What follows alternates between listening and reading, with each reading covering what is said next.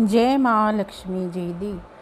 ਇਹ ਸੂਤਰਿਆਂ ਦਾ ਵਰਤ ਹੈ ਜੋ ਪੀਲੇ ਧਾਗੇ ਰਾਧਾ ਅਸ਼ਟਮੀ ਨੂੰ ਲੋਕ ਬੰਨ੍ਹਦੇ ਨੇ ਤੇ 16 ਦਿਨ ਬਾਅਦ ਖੋਲ੍ਹਦੇ ਨੇ।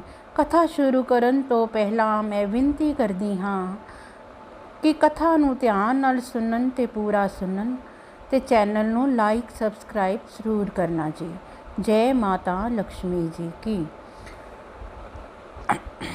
ਇੱਕ ਰਾਜਾ ਸੀ ਜਿਹਦਾ ਨਾਮ ਮੰਗਲ ਸੈਨ ਸੀ। ਇੱਕ ਦਿਨ ਰਾਜਾ ਸ਼ਿਕਾਰ 'ਤੇ ਜਾ ਰਿਹਾ ਸੀ ਕਿ ਰਾਹ ਵਿੱਚ ਉਹ ਦੇਖਦਾ ਹੈ ਕਿ ਇੱਕ ਪੀਪਲ ਦੇ ਪੇੜ ਥੱਲੇ ਕੁਝ ਔਰਤਾਂ ਬੈਠ ਕੇ ਮਹਾਲਕਸ਼ਮੀ ਜੀ ਦੀ ਕਥਾ ਕਰ ਰਹੀਆਂ ਸੀ ਤੇ ਸਭ ਦੇ ਹੱਥਾਂ ਵਿੱਚ ਪੀਲੇ ਧਾਗੇ ਬੰਨੇ ਹੋਏ ਸੀ।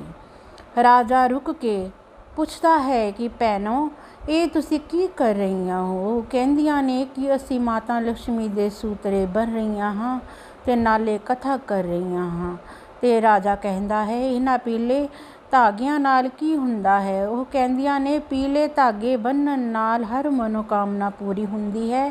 ਜਿਨ੍ਹਾਂ ਦੇ ਸੰਤਾਨ ਨਹੀਂ ਹੁੰਦੀ ਉਹਨਾਂ ਨੂੰ ਸੰਤਾਨ ਹੁੰਦੀ ਹੈ, ਜਿਨ੍ਹਾਂ ਦੇ ਪੁੱਤ ਨਹੀਂ ਤੇ ਉਹਨਾਂ ਨੂੰ ਪੁੱਤ ਹੁੰਦੇ ਹਨ। ਦੌਲਤ ਮਿਲਦੀ ਹੈ, ਰਿਜ਼ਕ ਦੀ ਪ੍ਰਾਪਤੀ ਹੁੰਦੀ ਹੈ ਤੇ ਮੰਗਲ ਕਾਰਜ ਹੁੰਦੇ ਹਨ। ਤੇ ਰਾਜਾ ਕਹਿੰਦਾ ਹੈ ਕਿ ਮੇਰੇ ਘਰ ਕੋਈ ਔਲਾਦ ਨਹੀਂ ਹੈ, ਮੈਨੂੰ ਵੀ ਇਹ ਸੂਤਰੇ ਦੇ ਦਿਓ। ਤੇ ਉਹ ਰਾਜਾ ਨੂੰ ਸੂਤਰੇ ਦਿੰਦੀਆਂ ਨੇ ਤੇ ਔਰਤਾਂ ਕਹਿੰਦੀਆਂ ਨੇ ਕਿ ਜਾ ਕੇ ਆਪਣੀ ਰਾਣੀ ਨੂੰ ਕਹੀਂ ਕਿ ਖੱਬੇ ਹੱਥ ਵਿੱਚ ਬੰਨ੍ਹ ਲਵੇ। ਰਾਜਾ ਜਾ ਕੇ ਆਪਣੀ ਰਾਣੀ ਨੂੰ ਕਹਿੰਦਾ ਹੈ ਕਿ ਰਾਣੀ, ਇਹ ਪੀਲੇ ਸੂਤਰੇ ਨੇ, ਤੂੰ ਖੱਬੇ ਹੱਥ ਵਿੱਚ ਬੰਨ੍ਹ ਲੈ। ਤੇ ਇਹ ਸੂਤਰਿਆਂ ਨਾਲ ਵੰਸ਼ ਦੀ ਵ੍ਰਿੱਧੀ ਹੁੰਦੀ ਹੈ, ਮੰਗਲ ਕਾਰਜ ਹੁੰਦੇ ਨੇ ਤੇ ਪੁੱਤਰ ਦੀ ਪ੍ਰਾਪਤੀ ਹੁੰਦੀ ਹੈ। ਰਾਣੀ ਧਾਗੇ ਲੈ ਤਾਂ ਲੈਂਦੀ ਹੈ ਪਰ ਆਪਣੇ ਕਮਰੇ ਦੀ ਬਾਰੀ ਤੋਂ ਬਾਹਰ ਸੁੱਟ ਦਿੰਦੀ ਹੈ। ਉਹ ਸੋਚਦੀ ਹੈ ਕਿ ਮੇਰੇ ਕੋਲ ਧਨ ਦੌਲਤ ਸੋਨਾ ਸਭ ਕੁਝ ਹੈ, ਮੈਨੂੰ ਕੀ ਜ਼ਰੂਰਤ ਹੈ। ਤੇ ਰਾਣੀ ਉਹ ਧਾਗੇ ਸੁੱਟ ਦਿੰਦੀ ਹੈ। ਦੂਜੇ ਦਿਨ ਦਾਸੀ ਆਉਂਦੀ ਹੈ, ਕੁੜਸਾਲ 'ਚ ਸਫਾਈ ਕਰਨ ਲੱਗਦੀ ਹੈ ਤਾਂ ਦੇਖਦੀ ਹੈ ਕਿ ਪੀਲੇ ਧਾਗੇ ਜ਼ਮੀਨ 'ਤੇ ਪਏ ਨੇ। ਉਹ ਕਹਿੰਦੀ ਹੈ ਕਿ ਇਹ ਕੀ ਹੋ ਰਿਹਾ ਹੈ? ਮਾਤਾ ਲక్ష్ਮੀ ਰਾਣੀ ਜੀ ਦੇ ਧਾਗੇ ਜ਼ਮੀਨ 'ਤੇ ਕਿਉਂ ਪਏ ਨੇ? ਉਹ ਧਾਗੇ ਚੁੱਕਦੀ ਹੈ ਤੇ ਚੁੰਮ ਚੱਟ ਕੇ ਮੱਥੇ ਨਾਲ ਲਗਾ ਕੇ ਆਪਣੇ ਹੱਥਾਂ ਵਿੱਚ ਲਗਾ ਲੈਂਦੀ ਹੈ ਤੇ ਉਹ ਕਥਾ ਕਰਦੀ ਹੈ, ਪੂਜਾ ਵੀ ਕਰਦੀ ਹੈ। ਰਾਣੀ ਦਾਸੀ ਹੋ ਜਾਂਦੀ ਹੈ ਤੇ ਦਾਸੀ ਰਾਣੀ ਹੋ ਜਾਂਦੀ ਹੈ। ਰਾਤ ਨੂੰ ਰਾਜੇ ਨੂੰ ਸੁਪਨੇ ਵਿੱਚ ਆਕਾਸ਼ਬਾਣੀ ਹੁੰਦੀ ਹੈ ਕਿ ਤੂੰ ਆਪਣੀ ਰਾਣੀ ਨੂੰ ਮਹਿਲਾਂ ਤੋਂ ਕੱਢ ਕੇ, ਨਹੀਂ ਤਾਂ ਤੇਰਾ ਰਾਜ ਪਾਟ ਸਭ ਨਸ਼ਟ ਹੋ ਜਾਵੇਗਾ। ਰਾਜਾ ਸਵੇਰੇ ਉੱਠਦਾ ਹੈ, ਰਾਣੀ ਨੂੰ ਜੰਗਲਾਂ ਤੋਂ ਛੱਡ ਦਿੰਦਾ ਹੈ। ਰਾਣੀ ਜੰਗਲਾਂ ਵਿੱਚ ਭਟਕਦੀ ਹੈ, ਦੇਖਦੀ ਹੈ ਦੂਰ ਇਹ ਝੌਂਪੜੀ ਹੈ। ਉਹ ਝੌਂਪੜੀ 'ਚ ਚਲੀ ਜਾਂਦੀ ਹੈ ਤੇ ਦਰਵਾਜ਼ਾ ਅੰਦਰੋਂ ਬੰਦ ਕਰ ਲੈਂਦੀ ਹੈ। ਉਹ ਝੌਂਪੜੀ ਇੱਕ ਮਹਾਤਮਾ ਦੀ ਸੀ। ਉਹ ਸ਼ਾਮ ਨੂੰ ਜਦੋਂ ਵਾਪਸ ਆਉਂਦਾ ਹੈ ਤਾਂ ਕਹਿੰਦਾ ਹੈ, ਕੌਣ ਹੈ ਮੇਰੀ ਝੌਂਪੜੀ 'ਚ? ਬੂਹਾ ਖੋਲ੍ਹੋ। ਰਾਣੀ ਕਹਿੰਦੀ ਹੈ, ਮੈਂ ਰਾਜੇ ਦੀ ਰਾਣੀ ਹਾਂ ਤੇ ਬੂਹਾ ਤਾਂ ਹੀ ਖੋਲ੍ਹਾਂਗੀ ਜੇ ਤੂੰ 7 ਵਾਰੀ ਕਹੇਂਗਾ ਕਿ ਮੈਂ ਤੇਰੀ ਧਰਮ ਦੀ ਧੀ ਤੇ ਤੂੰ ਮੇਰੇ ਧਰਮ ਦਾ ਪਿਤਾ ਹੈ। ਮਹਾਤਮਾ 7 ਵਾਰੀ ਕਹਿੰਦਾ ਹੈ ਤਾਂ ਰਾਣੀ ਬੂਹਾ ਖੋਲ੍ਹ ਦਿੰਦੀ ਹੈ ਤੇ ਦੋਨੋਂ ਧੀ ਤੇ ਪਿਓ ਬਣ ਕੇ ਰਹਿਣ ਲੱਗ ਜਾਂਦੇ ਹਨ। ਤੇ ਅਗਲਾ ਸਾਲ ਆਉਂਦਾ ਹੈ। ਅਗਲੇ ਸਾਲ ਰਾਣੀ ਸੂਤਰੇ ਬੰਨ੍ਹਦੀ ਹੈ, ਵਰਤ ਰੱਖਦੀ ਹੈ ਤੇ ਇਸ ਤਰ੍ਹਾਂ ਹਰ ਸਾਲ ਕਰਦੀ ਹੈ। ਇਸੇ ਤਰ੍ਹਾਂ 12 ਸਾਲ ਬੀਤ ਜਾਂਦੇ ਹਨ। ਇੱਕ ਦਿਨ ਰਾਜਾ ਸ਼ਿਕਾਰ ਖੇਲਣ ਜੰਗਲਾਂ 'ਚ ਆਉਂਦਾ ਹੈ। ਰਾਜਾ ਰਾਹ ਭੁੱਲ ਜਾਂਦਾ ਹੈ, ਭਟਕ ਜਾਂਦਾ ਹੈ।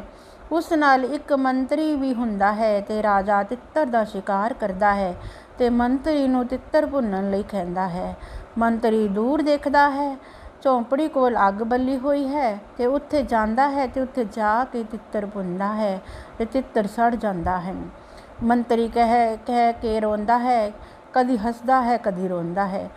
ਰਾਣੀ ਉਸ ਨੂੰ ਦੇਖ ਰਹੀ ਹੁੰਦੀ ਹੈ ਤੇ ਕਹਿੰਦੀ ਹੈ, ਤੂੰ ਹੱਸਿਆ ਕਿਉਂ ਤੇ ਰੋਇਆ ਕਿਉਂ? ਇਸ ਦਾ ਕਾਰਨ ਕੀ ਹੈ? ਮੰਤਰੀ ਕਹਿੰਦਾ ਹੈ, ਮੇਰੇ ਕੋਲੋਂ ਤਿੱਤਰ ਸੜ ਗਿਆ। ਜਾਂ ਤਾਂ ਰਾਜਾ ਮੈਨੂੰ ਜਾਨੋਂ ਮਾਰ ਦੇਵੇਗਾ ਜਾਂ ਨੌਕਰੀ ਤੋਂ ਕੱਢ ਦੇਵੇਗਾ ਤੇ ਪਤਾ ਨਹੀਂ ਕੀ ਕਰੇਗਾ। ਤਾਂ ਮੈਂ ਰੋਇਆ ਤੇ ਹੱਸਿਆ ਤਾਂ ਕਿ ਤੇਰੀ ਸ਼ਕਲ ਮੇਰੀ ਰਾਣੀ ਨਾਲ ਮਿਲਦੀ ਹੈ। ਰਾਣੀ ਕਹਿੰਦੀ, ਲਿਆ ਮੈਂ ਤੇਰਾ ਤਿੱਤਰ ਠੀਕ ਕਰਦੀ ਹਾਂ। ਰਾਣੀ ਤਿੱਤਰ ਲੈਂਦੀ ਹੈ, ਕੱਚੀ ਲੱਸੀ ਨਾਲ ਧੋਂਦੀ ਹੈ ਤੇ ਕਹਿੰਦੀ ਹੈ ਕਿ ਤੂੰ ਤਿੱਤਰ ਲੈ ਜਾ, ਰਾਜੇ ਨੂੰ ਨਾ ਦੱਸੀ। ਮੰਤਰੀ ਚਲਾ ਜਾਂਦਾ ਹੈ। ਰਾਜਾ ਜਦੋਂ ਤਿੱਤਰ ਖਾਂਦਾ ਹੈ ਤਾਂ ਕਹਿੰਦਾ ਹੈ, ਬਹੁਤ ਸਵਾਦ ਹੈ। ਕਹਿੰਦਾ ਹੈ ਤੂੰ ਬਣਾਇਆ ਹੈ। ਰਾਜਾ ਫਿਰ ਤਿੱਤਰ ਖਾਂਦਾ ਹੈ ਤੇ ਕਹਿੰਦਾ ਹੈ ਇਹ ਤੇ ਮੇਰੀ ਰਾਣੀ ਦਾ ਬਣਿਆ ਲੱਗਦਾ ਹੈ। ਉਹ ਤਲਵਾਰ ਬਾਹਰ ਕੱਢ ਲੈਂਦਾ ਹੈ। ਮੰਤਰੀ ਕਹਿੰਦਾ ਹੈ ਮੇਰੀ ਕੀ ਗਲਤੀ ਹੈ, ਤੁਸੀਂ ਤਿੱਤਰ ਖਾ ਲਓ ਤੇ ਮੈਂ ਤੁਹਾਨੂੰ ਝੌਂਪੜੀ ਤੱਕ ਲੈ ਜਾਂਦਾ ਹਾਂ। ਰਾਜਾ ਜਾਂਦਾ ਹੈ ਤੇ ਵੇਖਦਾ ਹੈ ਇਹ ਤਾਂ ਮੇਰੀ ਰਾਣੀ ਹੈ। ਉਹ ਮਹਾਤਮਾ ਨੂੰ ਕਹਿੰਦਾ ਹੈ ਕਿ ਮੇਰੀ ਰਾਣੀ ਨੂੰ ਮੇਰੇ ਨਾਲ ਵਿਦਾ ਕਰ ਦਿਓ।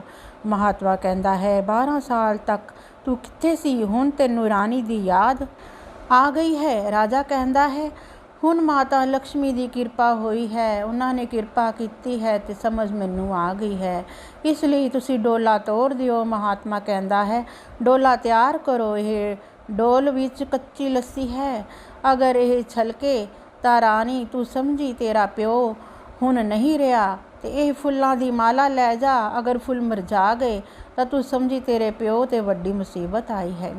ਡੋਲਾ ਤੁਰਦਾ ਹੈ, ਰਸਤੇ ਵਿੱਚ ਡੋਲ ਛਲਕ ਜਾਂਦਾ ਹੈ, ਫੁੱਲ ਮੁਰਝਾ ਜਾਂਦੇ ਹਨ। ਰਾਣੀ ਕਹਿੰਦੀ ਹੈ ਰਾਜਾ ਜੀ ਡੋਲਾ ਵਾਪਸ ਮੋੜ ਲਵੋ, ਮੇਰੇ ਪਿਓ ਤੇ ਭਾਰੀ ਮੁਸੀਬਤ ਆਈ ਹੈ। ਰਾਜਾ ਕਹਿੰਦਾ ਹੈ ਡੋਲਾ ਵਾਪਸ ਮੋੜਦਾ ਚੰਗਾ ਨਹੀਂ ਹੁੰਦਾ।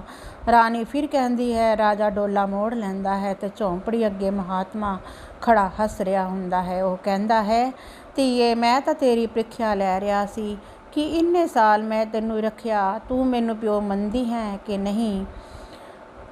ਰਿਜ਼ਕ ਸੋਨਾ ਪਾ ਕੇ ਕਿਧਰੇ ਤੂੰ ਗਰੀਬ ਬਾਪ ਨੂੰ ਭੁੱਲ ਤਾਂ ਨਹੀਂ ਜਾਵੇਂਗੀ। ਮਹਾਤਮਾ ਹੱਸ ਕੇ ਡੋਲਾ ਤੋੜ ਦਿੰਦਾ ਹੈ। ਰਾਜਾ ਰਾਣੀ ਖੁਸ਼ੀ ਖੁਸ਼ੀ ਮਹਿਲ ਨੂੰ ਤੁਰ ਜਾਂਦੇ ਹਨ। ਪੂਰੇ 1 ਸਾਲ ਬਾਅਦ ਰਾਣੀ ਨੂੰ ਬਹੁਤ ਸੁੰਦਰ ਪੁੱਤਰ ਦੀ ਪ੍ਰਾਪਤੀ ਹੋ ਜਾਂਦੀ ਹੈ। ਹੇ ਮਾਤਾ ਰਾਣੀ, ਜਿਸ ਤਰ੍ਹਾਂ ਰਾਜਾ ਰਾਣੀ ਨੂੰ ਪੁੱਤ ਦਿੱਤਾ, ਸਭ ਨੂੰ ਦਈ, ਸਭ ਨੂੰ ਰਿਜ਼ਕ ਦਈ, ਧਨ ਦਈ ਤੇ ਸਭ ਦੇ ਮੰਗਲ ਕਾਰਜ ਬਣਾਵੀਂ। ਹੇ ਮਾਂ ਲਕਸ਼ਮੀ ਤੇਰੀ ਸਦਾ ਹੀ ਜੈ ਹੋਵੇ।